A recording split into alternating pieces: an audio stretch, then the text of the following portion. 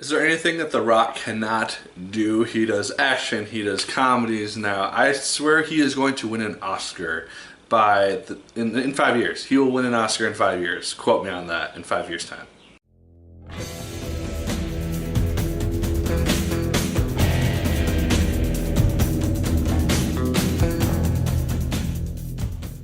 Hello once again, watchers of good movies. My name is Nick Pell, and this is once again coming from my apartment. Now today we are going to be talking about the film Central Intelligence. This is a comedy starring Dwayne "The Rock" Johnson and Kevin Hart as this buddy cop duo. Basically, Dwayne Johnson's character, he is in the CIA, recruits Kevin Hart for his accounting skills, and we have our movie. This film actually works quite nicely because it is a nice contrast to the role that Kevin Hart usually plays. He's usually this outlandish, kind of absurd character who doesn't really fit in with this stuff. And in this movie we have Dwayne "The Rock" Johnson. In that role he's kind of over the top, he's kind of very strange, and we have Kevin Hart in the more grounded, realistic role who's being kind of thrown into this mad situation that he doesn't want to be in at all. I thought that the chemistry worked really, really well between these two characters because we could just see kind of how their relationship started out in high school. Basically something happened to Dwayne Johnson's character in high school. Kevin Hart was the only person to really help him out and be nice to him, and so 20 years later the guy's ripped, he's The Rock,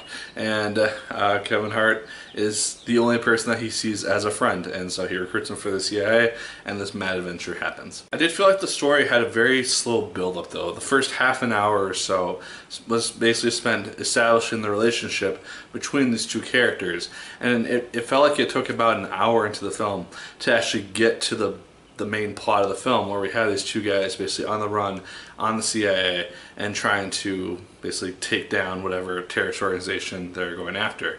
It just seemed like a very slow burn to get to the main plot, when most comedies of this sort take maybe first half an hour, if that, to kind of get to the plot establishment and just get going.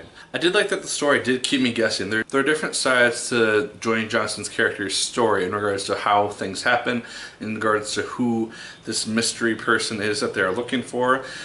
Some say that it is Dwayne Johnson himself, and some say that it is this other person who he is actually hunting, and you don't really know who to believe, honestly. I could have seen them do this really cool twist at the end, or I could have seen them go very straightforward in regards to just what we were told from the beginning, and I didn't know what to expect when I got to the final confrontation, and I thought it was a really cool way to do that. There's lots of fun cameos in this movie as well, just like stars that I did not expect to see pop up. They pop up, and it's just a fun thing to see them just show up unexpectedly in this movie when they're not advertised whatsoever in the trailer.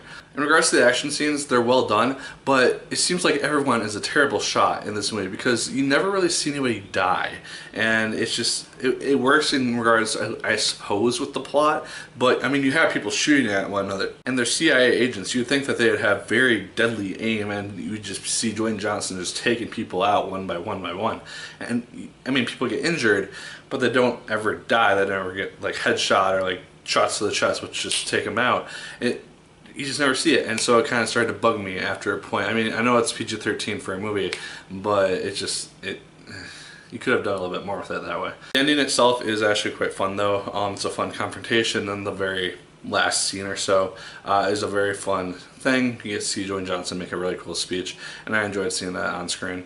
And then the end credits, they start out with bloopers, which is something that you don't really see from comedies anymore. You don't see them use the end credits for blooper reels, and I like seeing that in this movie because it was just a very cool thing. They I won't spoil anything about it, but they're just really fun to watch, and one of the last bloopers at the show just had me cracking up in the theater because it was just really, really funny. So guys, Central Intelligence, it does have its flaws, but it's also been a fun time. I laughed a lot throughout this movie. I thought the action was fun. I thought that the chemistry between Dwayne Johnson and Kevin Hart worked really, really well, and I'd love to see a sequel to this movie because I think it does set one up if it makes enough money, and yeah, I think the movie's good. But those are just my thoughts, guys. Let me know yours in the comments down below. Did you like it as much as I did? Did you hate it more than I did? Let me know. Like, favorite, comment, and subscribe once again if you so choose. I'd appreciate it immensely. And as always, people, my name is Nick Pell, and once again, keep on watching.